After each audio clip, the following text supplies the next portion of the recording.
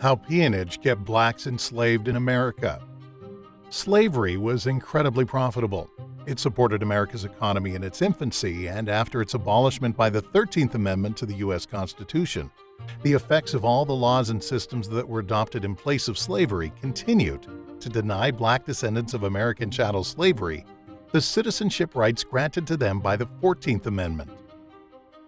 The Southern states adopted black codes or grandfather clauses, and access to civil, political, and social rights was not much better in the North, where segregation remained the norm. After Congress ratified the 14th Amendment to grant civil rights to black Americans, the Supreme Court narrowly interpreted the 14th Amendment to guarantee only federal enforcement of the privileges and immunities of citizenship. However, states were left free to determine the citizenship status of their residents individually.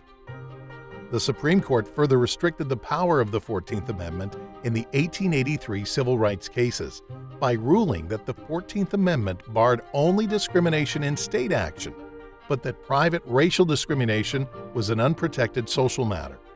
In effect, the U.S. government was sanctioning divisions between civil, political, and social rights when the citizens affected were black Americans. With the U.S. government refusing to meaningfully enforce the constitutional grant of civil rights to black Americans, it was hard to be genuinely free from enslavement. So many black American agricultural workers returned to virtual slavery in a system known as peonage. Now, peonage, also called debt slavery, is a system where an employer compels a worker to pay off a debt with work. Legally, Congress outlawed peonage in 1867 with the 13th Amendment, along with slavery. But without the U.S. government enforcing the constitutional amendments, black farm workers returned to work at the plantations that had previously enslaved them and agreed to work for money that was often printed by the plantation owners themselves and usable only at the plantation owner's store. These black farm workers became indebted through unfair sharecropping arrangements. They often lived in shacks on the plantation. Plantation owners would deduct rent for these shacks from owed wages at rates that also kept the black workers indebted. Sham accounting practices were common, and some plantation owners even entered into contracts with black farm workers with no intent to ever pay them. There were also local and state governments that contributed to keeping abusive peonage alive by picking up black men for minor crimes or on trumped-up charges.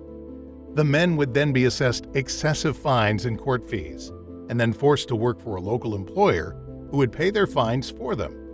Southern states also leased their convicts en masse to local industrialists, but then conveniently lost records of the debt, trapping some convicts in leases that never ended. The peonage system endured well into the 1940s thanks to state statutes that protected it, and many black Americans found themselves in a continuous work-without-pay cycle. They were still building wealth in America for others, not themselves. Video courtesy of the freemaninitiative.org. Donate to freemaninitiative.org today.